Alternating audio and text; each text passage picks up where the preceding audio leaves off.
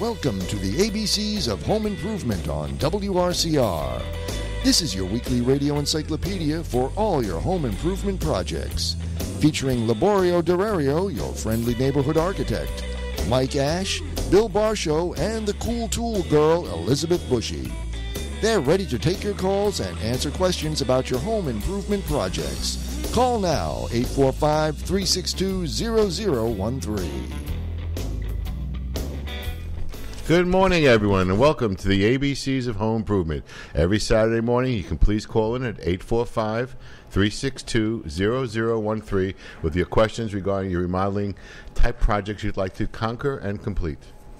Good morning, Lee. Hey, Mike, good morning. Laborio Durario, your friendly neighborhood architect here from Archifuture PC, one of the premier boutique architectural firms, not only in the New York area, but in the tri-state area, and inside the country, and around the world, and now intergalactical, Mike. We are working on a project for the lunar landscape, Mike. We're going to put together something. I think we've seen that before, though, on pictures only. Yeah, I'm allowed to practice in all 50 states and 38 countries through Who's the going to national. check your jobs out up there? Well, listen, there's a bunch of retired astronauts we're going to put back to work. You know, we like to keep those guys moving. The military guys going.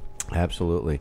This is our 9th show in Season 3 here on this powerhouse of 10 billion zillion gigawatts, heard around the world and across the universe. So anybody outside of the listening area, we'll get Morse code, I guess.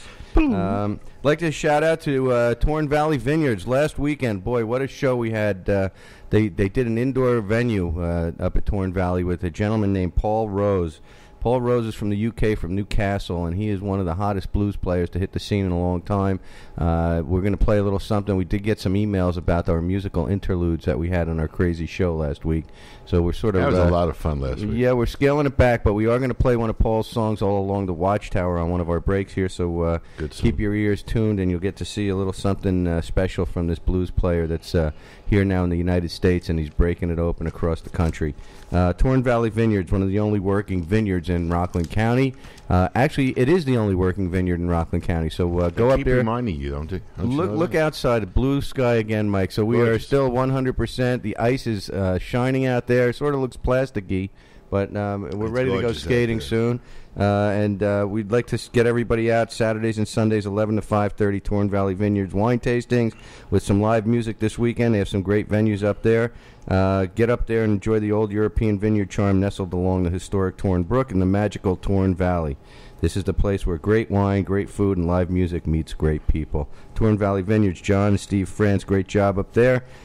Great concert last night at the Autumn Blues, last Saturday night, the Autumn Blues Festival that they had up there. It's phenomenal. And you'll hear a little piece of that along the way here. Now, November is pumpkin picking month. We went past apple picking. We're into pumpkin picking, and it's almost over. So get out there and get some hay and pumpkins and decorate your house for Thanksgiving. If you haven't done it yet, you still have a few days left, Mike. You got more than a couple of days. It's worth it. So, and we've been giving you a bunch of different things to do in November. Weekend projects here from the ABCs of Home Improvement, and the first one was getting ready for the weather. That's all. Yep, getting ready. We gave you the chimney and fireplace maintenance, cleaning out of your gutters and dryer vents, and very important. We referred. Who'd we refer, Mike? Who's the fellow on the bottom of the page of our website? Pete's Chimney and Gutter Company. Okay, 888-798-PETE. You call Pete up. You mentioned the ABCs of Home Improvement. He's got a bunch of discounts for dryer vent cleaning and for chimney cleaning. And if you need your gutters cleaned while he's out there, boy, I'm telling you, this guy, I hope your foot's better, Pete. I hope everything's doing good. I saw some pictures of you playing hopscotch on somebody's roof there with your top hat on. So give him a call. He's on the bottom of our website. Go to the ABCsofHomeImprovement.com. Click on the link, and you'll get to Pete's site there, and you can hook up and get some stuff done.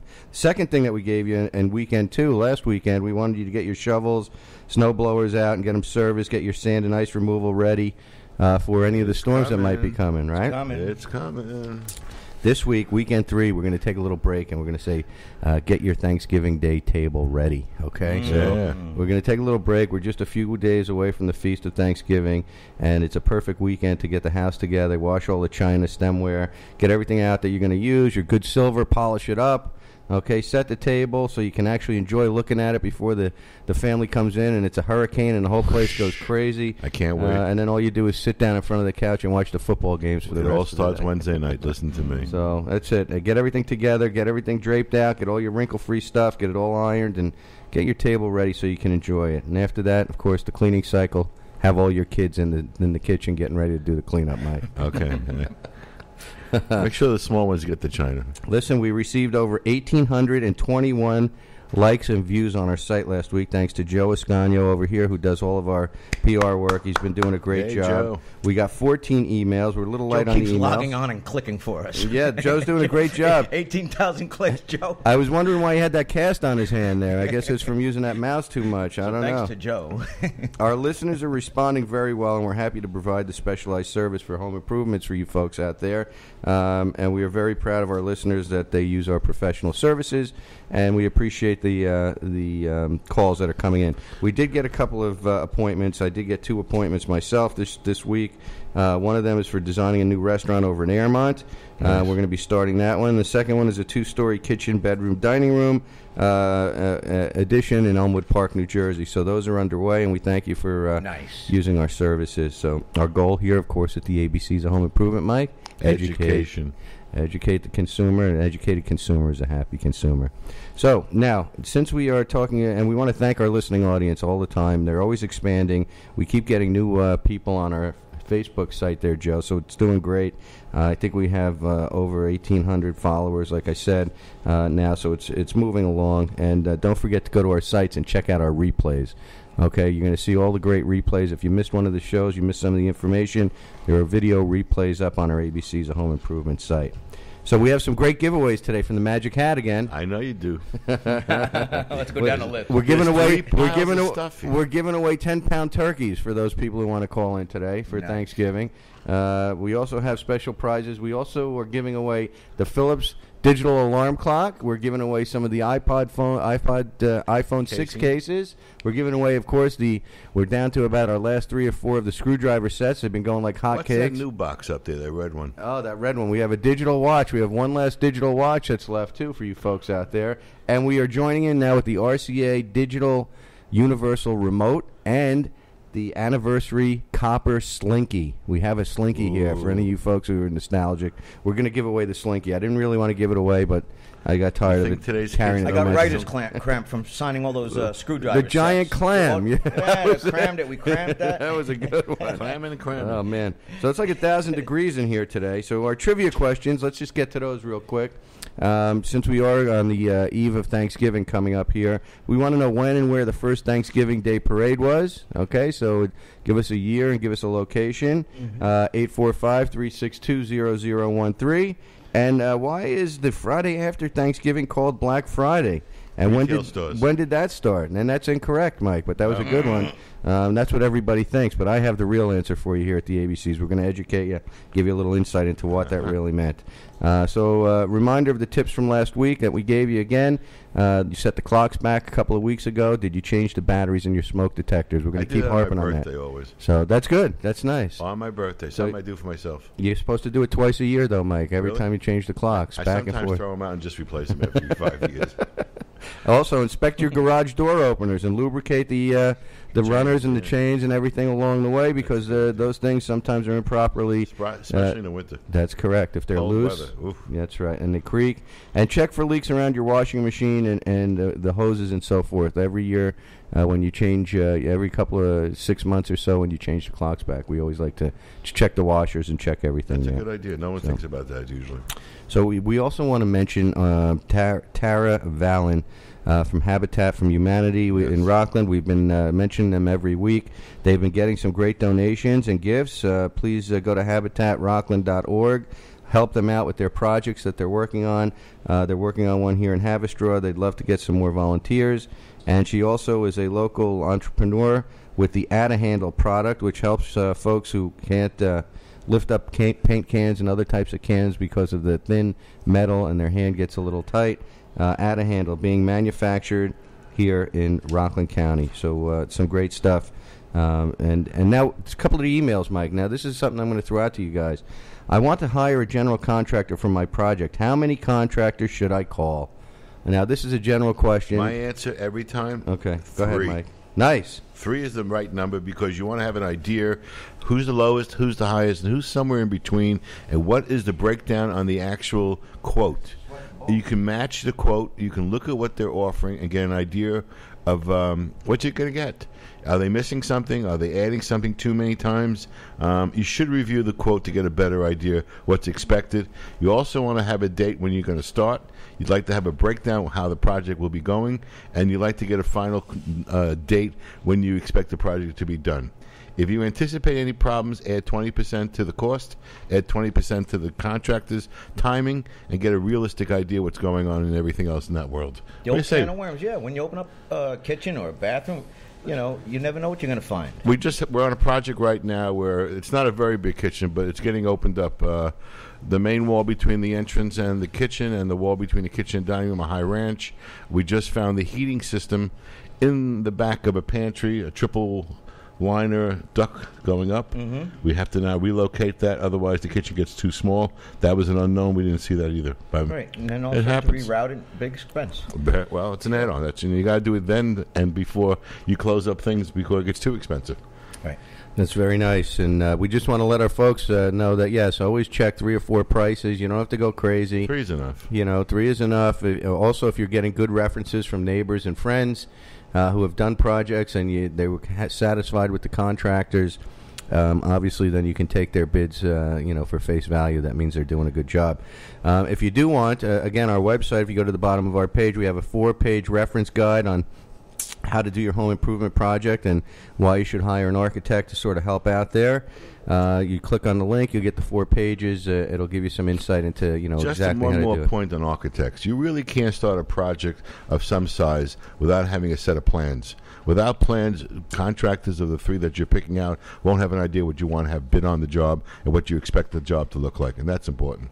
Yeah, absolutely. That's a great point, and it is a roadmap to get you to the final destination. Always, right? Yeah. So that's what you try and do. You can't think of what they want to do without you writing it down first. Well, and you can try and do some schematics, and we do that every once in a while. But the builders are very apprehensive of giving you a concrete price based on just a sketch or an idea or a concept drawing. They really want to see the structure, the electrical, the plumbing. They want to count. They want to count, and some folks get to the point where they want a book. We put together a specification booklet, which will specify the type of lighting fixtures, the type of electrical fixtures, outlets, kitchen cabinets, dimmers, right? Doorknobs, paint colors, trim sizes, trim details, finish flooring, and so on. And those are for more elaborate types of jobs. We are working on 2 in Cresskill, New Jersey, right now, where we're putting together that type of information for the homeowner because they want to get a real concrete, finite bid, apples to apples. Details.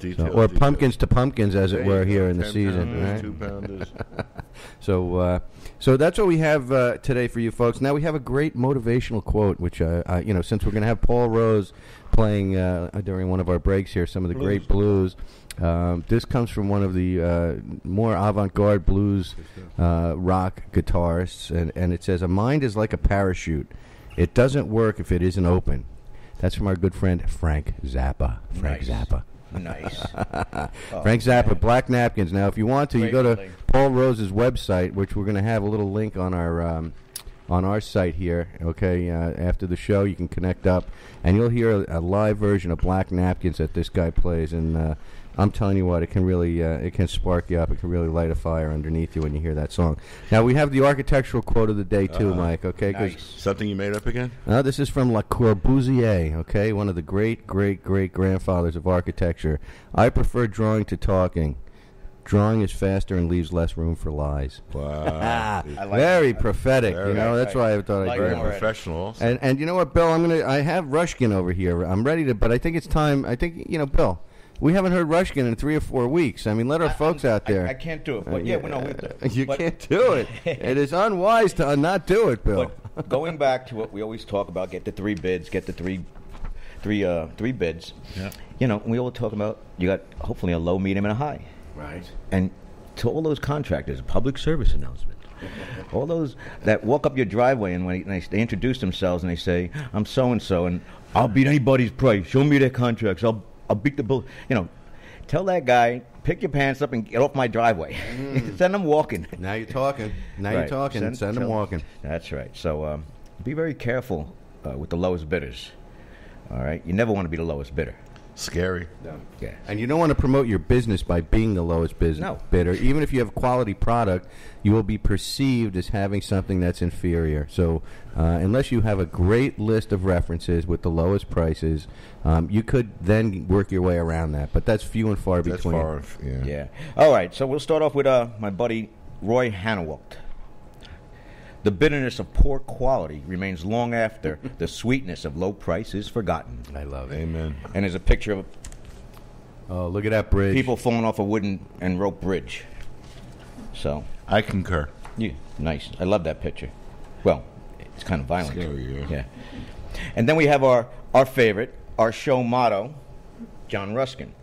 The common law of business balance prohibits paying a little and getting a lot. It can't be done. If you deal with the lowest bidder, it is well to add something for the risk you run. And if you do that, you will have enough to pay for something better. John Ruskin, baby. John Ruskin. I think that's nice. Wait, Billy's getting into the blues already. It's a shame Elizabeth isn't here. Elizabeth's having some issues out in the California area. And I did want to actually bring up something, in the earlier shows here, a supervisor was talking about some of this water and this reverse osmosis out in California. We have some information on that as well. I wanted to just bring that to people's attention, that we're not in that much of a pinch here. However, we are definitely in a deficit situation with our water here. We are lacking in rain. Not yesterday. No, not yesterday, but overall we're 9 inches below where we should be on the reservoirs. It's a lot of water. And there are some commercial products as well as residential products that take your gray water, in generic terms, gray water is from the showers, bathtubs, laundries, and bathroom sinks and so forth in your home. They treat this water, and it can be recycled to be used again in the gray water system usage, and it then can also be used for flushing of toilets and landscape irrigation. Mm-hmm. So the folks that are trying to and it can also be used to save, between 30 and 50% of your water consumption, which means that will reduce your water bill. So collecting of that water must be the main efforts out of it. Yeah. So a gray water is not something, you're not talking. You can't just put a barrel into the gutter type thing. No, that you can collect your rainwater, though. That's a whole other thing, and that actually gets supplemented into the gray water system. They have a rainwater capturing system that also works, and 1 inch of rain, believe it or not, is equivalent to off your roof is equivalent to 1,869 gallons. Wow. Okay, so you can imagine you could capture easily 10,000 gallons or more of rain and reuse it if you wanted to on a sunny day, as it were. So, but there are opportunities for us now prior to having any water crisis to look into these items. Are they cost effective? There is a return on investment for these items, and in the Northeast collection here, is the biggest problem, though. Yeah, well, collection, the tanks can be put underground, and then they are used as cisterns. And really, if you go to Bermuda, 90% of the homes in Bermuda, they have limestone roofs, flat roofs, slight pitches, and they have cisterns underneath the buildings that capture all the water that comes in, and they use their own water and have their own recirculating supplies. So because how little it rains in that part of the world. Right, and also because there's not a main water supply there. You have all salinated water. So in order to get the desal, they use their roof collection systems, and it's amazing what you can do when you're forced into doing it. Now we're not in that situation yet. Yeah.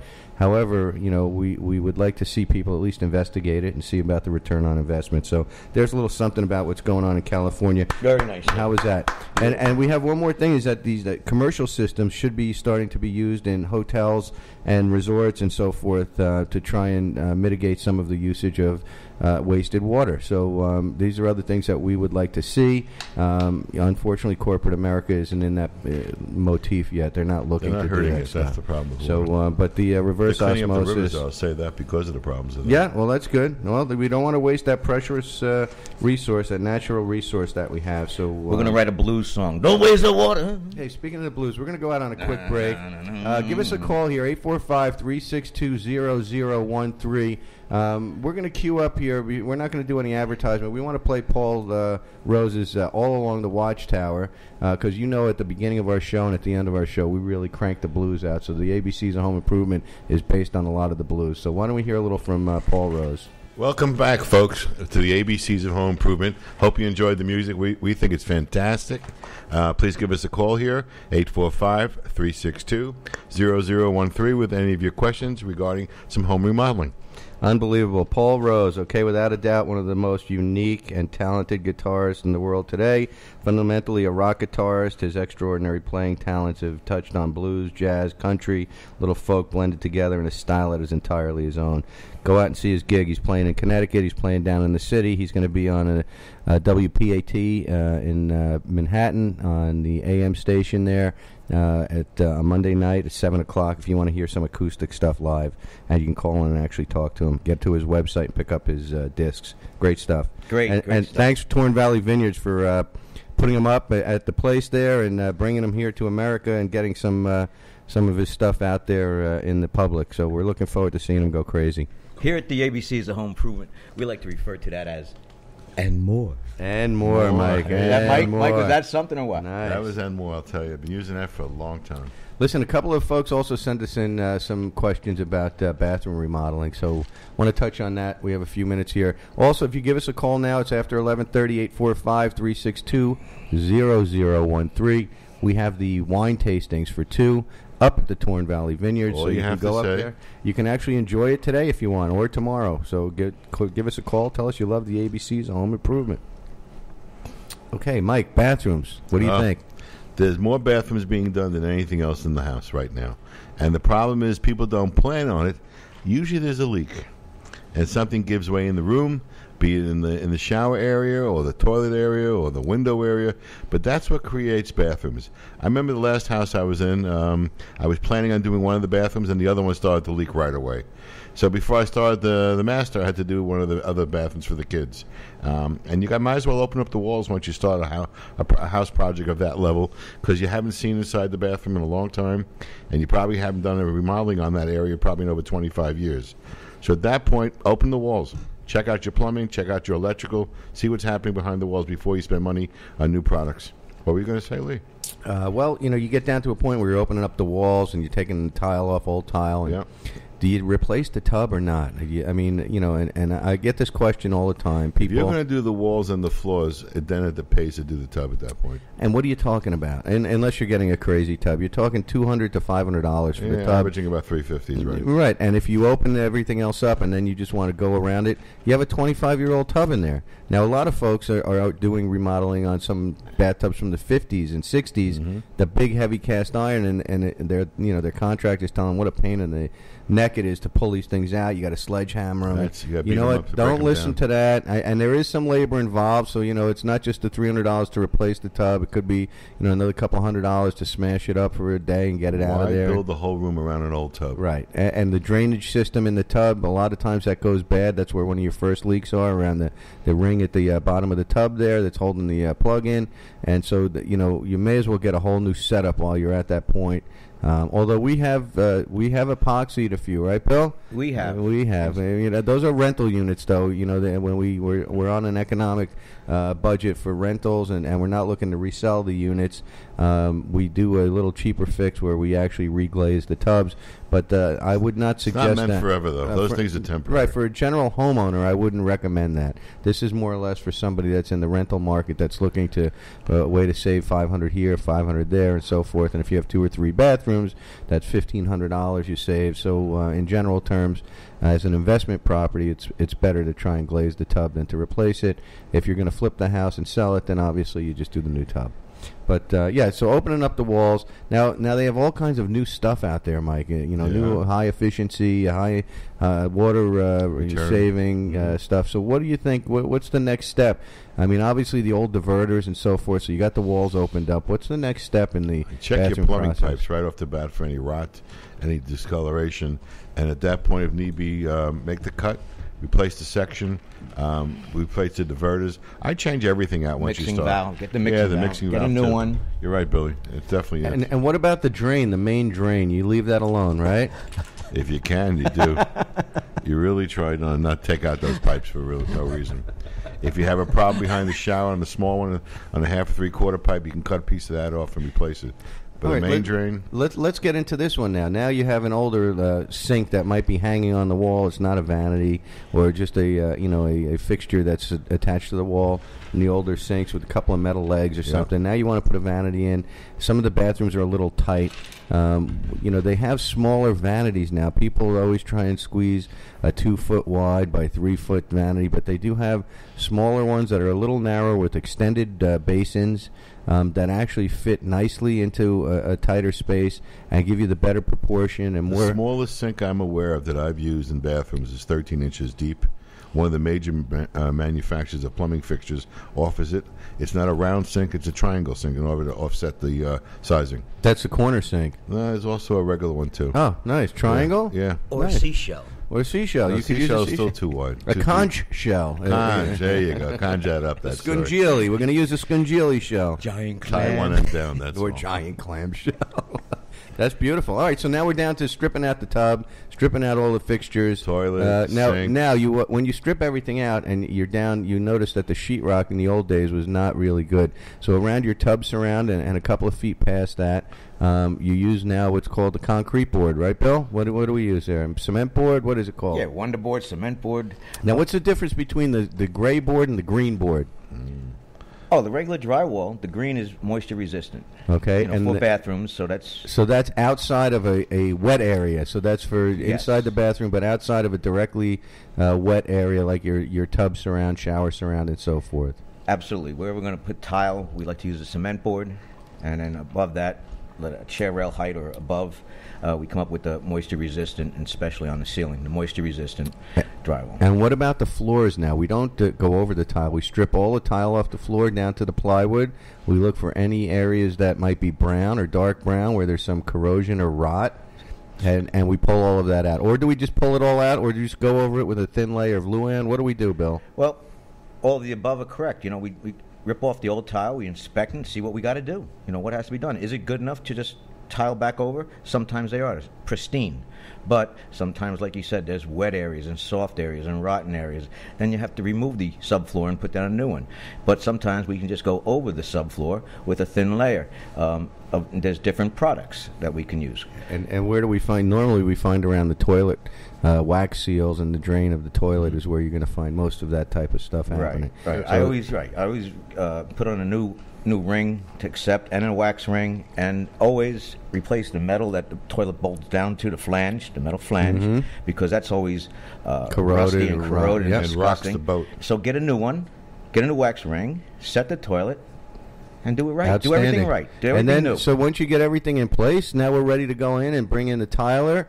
Get all the tile work done around, whether you do a half wall, a full wall, you do the ceiling, you can do whatever you want there. You can step it down outside of the tub to a half wall with a nice cove, and then also you can use, now we people want marble on their floors sometimes, or granites in the bathroom, and we have to advise that gets slippery at times, Mike, right? It does. That's especially scary. For older folks who, they're in their 50s, 60s, 70s, getting in and out of a tub or even a shower with that type of a surface. So we look for something a little more tactile, some sort of a tile that might have some undulation, indentations, some uneven uneven surfaces that are not that right. They're skid resistant. I guess you can put it that way. It's almost like a commercial kitchen. You don't want to slip around either.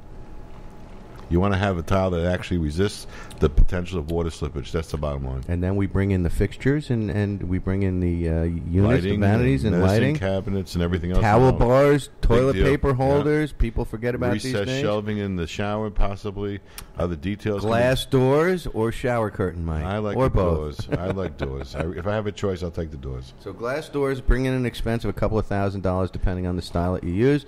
You could go for the cheaper sliding doors that are at Home Depot for $400 or $500, $300, or you can have a custom-made all-glass frameless system put in. Much nicer. Makes the room look bigger also. And the towel bar and everything's built into the rack itself. It's the glass itself. So that's the one question we had. So for the you other folks, thing that comes up also, just to bring another point in, Lee, sometimes you got a window in the shower, and that becomes a question of how to handle it properly.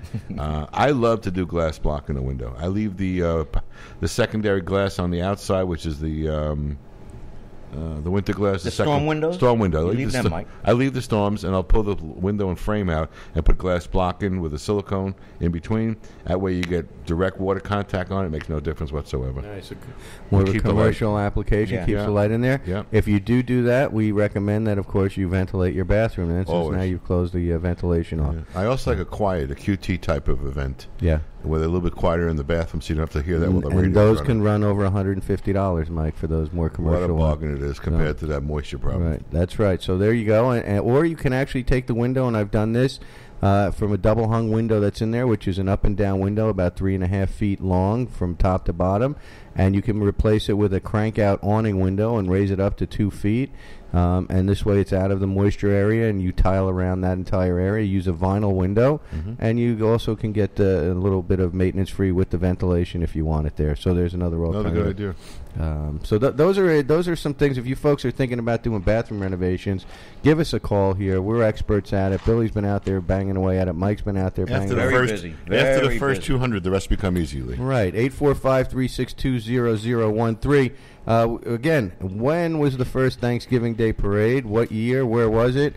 And what was the real meaning behind Black Friday? Okay, so those are our questions. We're giving away Philips digital alarm clocks, giving away 50, 60-pound turkeys. They're still alive. You guys will have to take care of them at home. They're running around here on the ice skating rink, actually. They're doing their last skating before the holidays. We have the screwdriver set. We have some iPhone 6 Plus alligator cases, some iPhone 5 white alligator cases, and we also have a slinky here, a copper slinky that I know. Somebody's going to use that somewhere for one of their kids as a gift. I mean, this thing is, I don't know how many years old it is. Gosh, wow. I don't know. We found that in the garage, 1965, I guess. The 70s at Sunny Fox. I think it came from Sunny Fox and Wonderama way back when. Wow. I think when I was on there, they gave that to me, and I finally found it. Soupy Sales. Yeah, Listen. Speaking of Soupy Sales, forget about sending me. Right, send us all. Listen, just every one of our listeners, send us $1. Okay, I'll give you the PO box, and then we'll keep the show on the air a little bit. Soupy Sales got in trouble with the IRS with that one. Remember that? I do. He was the first one. That was great, phenomenal. I think he raised over $7 million that way. Enough to pay the fines, the lawyers, everybody. Right. So give us a call if you want any of these gifts. Give us a call if you have the answers to the questions of the week. We're going to talk about one more thing, 845-362-0013. We did also get a couple of emails about basement refinishing and existing basements that are unfinished, as well as existing basements that might have been done in the 70s, 60s, and 70s with the old paneling, and the folks are now looking into expanding that space and recreating it. And what do you do there, Mike? No, so that's the next. That was another email that came in. Oh. Well, I like to take the paneling off if you're going to blow through the room. If you're going to leave the room intact, it's a question. Do you want to paint and fill the grooves?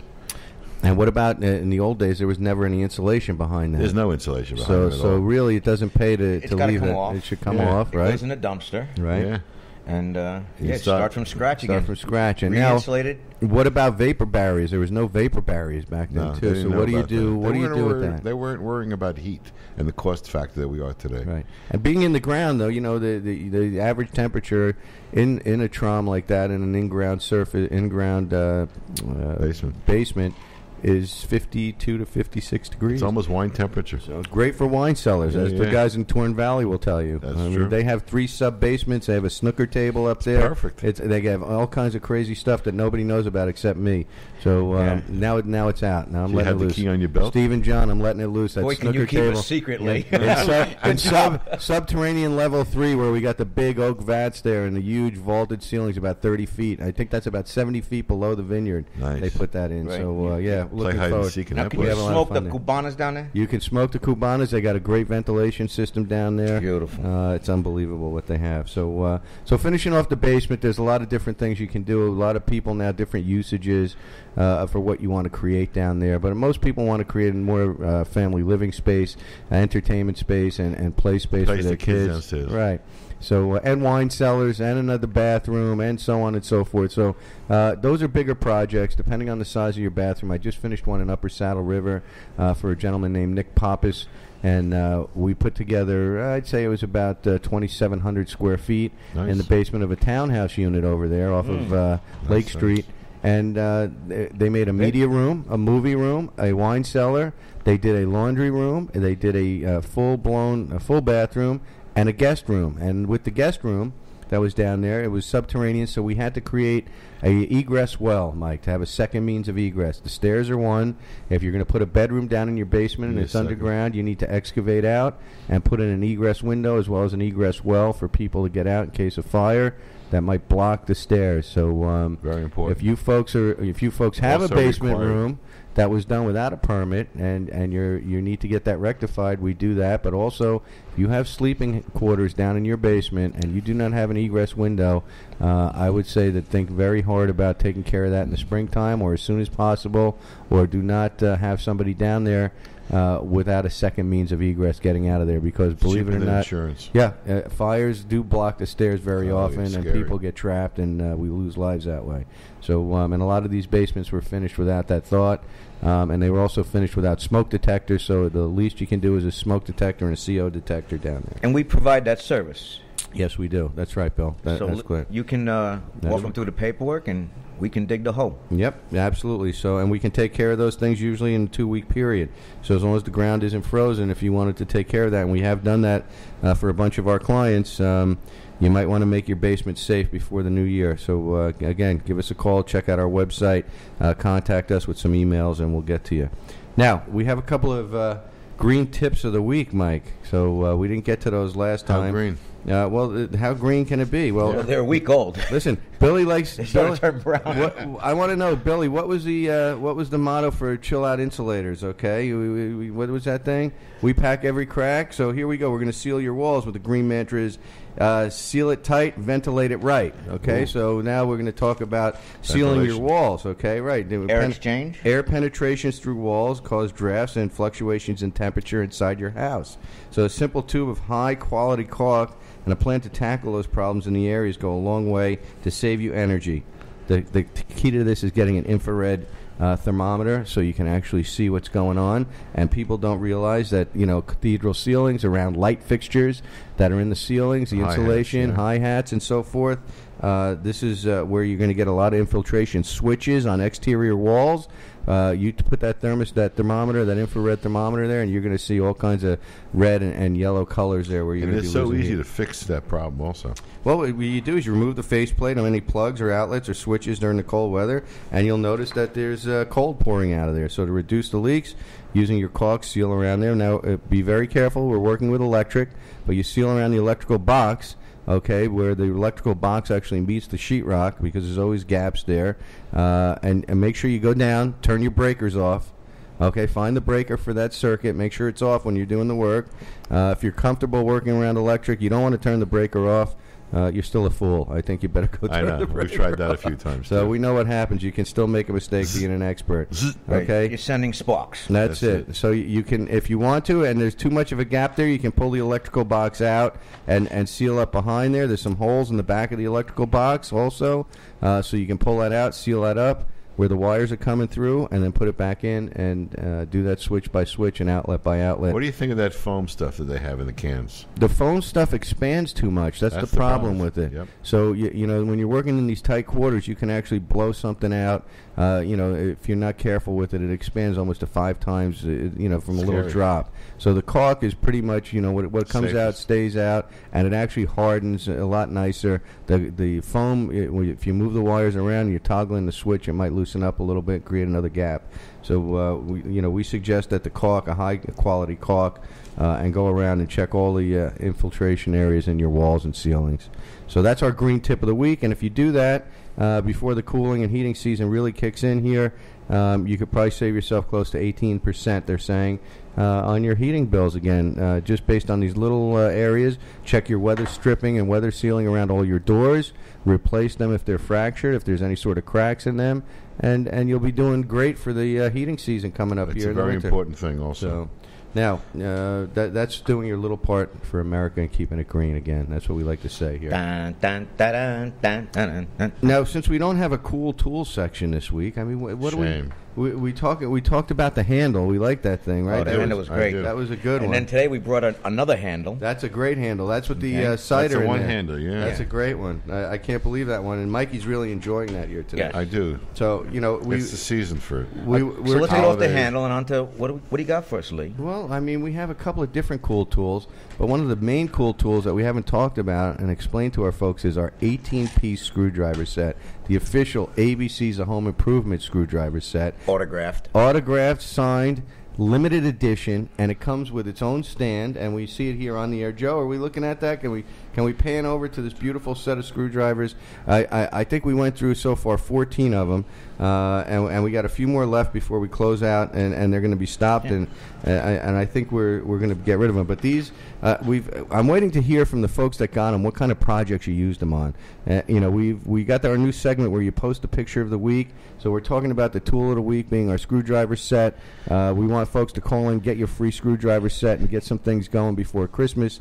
But we had our winner last week was Margaret Belk from Ardsley. And she posted a picture, and she won the screwdriver set. She can't wait to get it on our Facebook page. And we're looking for you folks out there to, every week give us a. We received probably about 14 or 15 this week. Not nice, a lot, very nice. but it's still, listen, it's still building. We got a couple from some contractors. I did speak with our winner from North Carolina, Edmund. He's moving to Florida. He's coming up here next week for Thanksgiving to visit his family, and he'll be picking up the set, and he'll be using it on his move to Florida to set up his new homestead down there in Brevard County. Congratulations. Good luck. So all you photogs out there, you call up and get your screwdriver set. Send in your pictures of the week. Our cool tool segment of the week was our screwdriver set, and that's really what we got for you folks today out there. I don't know why you're not calling up at 845-362-0013. Here we go. Mike, did you have to say that, Mike? We almost got out of here without a call. I want to give away some more gifts. Okay, it's Joe. It was Joe. That was it. Joe Vulpes. He's calling up. He wants another digital watch. We want to thank Teddy Smith for last week and coming on the air and bringing a bunch of lunatics with him, as he always does. And if you guys missed it, you'll go to our website and you'll see he did break a block of ice with his head. He went outside on the ice skating rink here. It's a huge sheet of ice. He did a launch. I think he was launched off the second tier, and he landed right in the dead center with his head. And it started as a little crack, and it just kept making its way. It fractured out. I think it broke into about a zillion pieces of ice. Yep. So they have to redo it. Okay, we have a caller. Hello, caller. Welcome to the ABCs of Home Improvement. Laborio Durario, your friendly neighborhood architect. Where are you calling from, and what's your name, and how can we help you? Hi, I love listening to the ABCs of Home Improvement. Oh, ding, ding, ding, ding, ding. So now your first choice is the wine tasting for two. We have like a Chinese menu here. So what gift would you like, or what? It would actually like the screwdriver set. All right, nice. Okay, well, it's right here. Carrie's going to take your name and number when we get off the air here, and we'll have one ready for you. You can come and pick it up at any time. Terrific. Thank you. Tell us a little bit about what you love about the ABCs of Home Improvement while we have you on the air. Well, I like hearing all the ideas you're giving out there. And, I moved recently from a house to a condo, so I have a lot of things to be, setting up. Nice. And I figured the screwdriver set will be very handy. Well, that's outstanding. And so it's your first Thanksgiving in the new unit? Yes, it is. Oh, well, congratulations. Did you follow our tips of the week and get your table set up yet, or you don't have time for that yet? You're still moving in? Yeah, well, we're still working on other things, but I'm hoping by maybe even tomorrow to start setting up. Outstanding. Well, enjoy Thanksgiving. Have a happy Thank Thanksgiving. Thank you. You and your Thanks family for listening. Also. Okay. You're welcome. Right. Have a great Stay on the line so Carrie can get your information. All right. Thank you. All right. Thanks. Bye-bye. Okay, excellent. There goes another one. So now we're don't you just love giving stuff away? It's unbelievable. It's great. I do. And you know what? It's going to go to good use. And we'd like to actually see a photo from our listener who just called in about what you're using the screwdriver set for, and you could win another great prize. So there you go. So again, Paul Rose, great guitar player. We just want to throw his name out there again. Torn Valley Vineyards. We want to thank our sponsors and so forth.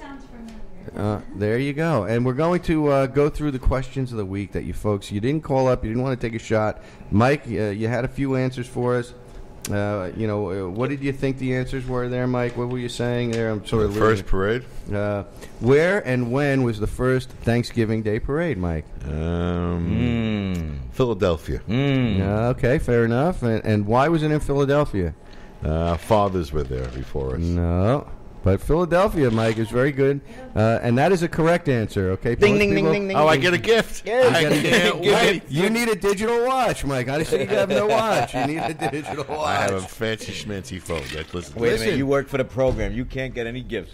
I'm a family member, you mean? Listen, and this one goes, okay, so the first Thanksgiving Day Parade was in 1920. The 6 ABC Dunkin' Donuts Thanksgiving Day Parade is an annual Thanksgiving Day Santa Claus parade held in Philadelphia, Pennsylvania, which is currently sponsored and aired by ABC, owned and operated television station WPVI-TV, co-sponsored an agreement with Dunkin' Donuts. It is currently the oldest Thanksgiving Day parade in the United States. It was formerly known as the 6 ABC IKEA Thanksgiving Day Parade. Then it was the Mellon Bank PSFS Thanksgiving Day Parade. Before that, it was originally the Gimbels Thanksgiving Day. Good old Gimbels. So you thought Macy's was the first parade, but because Gimbels was the Thanksgiving Day Parade, and Macy's created one in New York, but Gimbels was the originator, okay? And that was the Gimbels Day Thanksgiving Day Parade until the Gimbels department stores all closed operations in 1986. Macy's has something to do with that. That was a sad day. The Macy's Thanksgiving Day Parade is an annual parade that is based by the U.S. chain Macy's and traditionally started in 1924. It is the second oldest Thanksgiving Day Parade in the United States of America. And I it don't is tied. think they use ABC on that one. No, ABC. No, it's not ABC because ABC doesn't broadcast that. Right. Correct, Mike. So it says NBC. It's been on NBC only, though, since 1952. I remember those days. All right, so there you go. Standard time. But there was another one that was in Detroit, okay, America's Thanksgiving Day Parade, that was started simultaneously with the Macy's Day Parade in 1924. Wow. So they are tied for second place. Tied for second. 4 years younger than the Gimbels Parade. So there you go. Now, this is the key one here. We have a few minutes left. Why was the Friday after Thanksgiving called Black Friday, and when did it start, Mike? Ooh, that's a tough one. I still think it's a retail game, but you tell me it's not. Okay, well, here we go. The day's name, it was originated in Philadelphia, where it was used to describe the heavy and disruptive pedestrian and vehicle traffic that would occur on the day after Thanksgiving. Shopping. Yes. Used that term starting before 1961 and in a broader sense outside of Philadelphia later in 1975. The alternative explanation was retailers operated a financial loss from January to November, and Black Friday indicated a point where the retailers began to turn a profit or in the black. Contrary to many beliefs, Black Friday did not originate from the sale of slaves on the day after Thanksgiving. So there was another one. Bad one. So, yep. So, again, you folks, anyone has last-minute ideas? We got a minute left here. We're going to play track number 7, Kerry. We're going to do a little blues. A little bit of the blues there, and a little bit of the Paul Wells here. Listen, everybody out there, enjoy your families. Have a happy Thanksgiving. Okay, we want to thank all the folks out there for listening to us, participating and giving us a call. And we want to also give thanks to all the folks around the world that are protecting us during Thanksgiving and are not able to spend their time with their families. Our prayers go out to you. Enjoy your Thanksgiving. Hopefully you get a little shout out to the folks at home. Everybody enjoy the holiday. Thank you.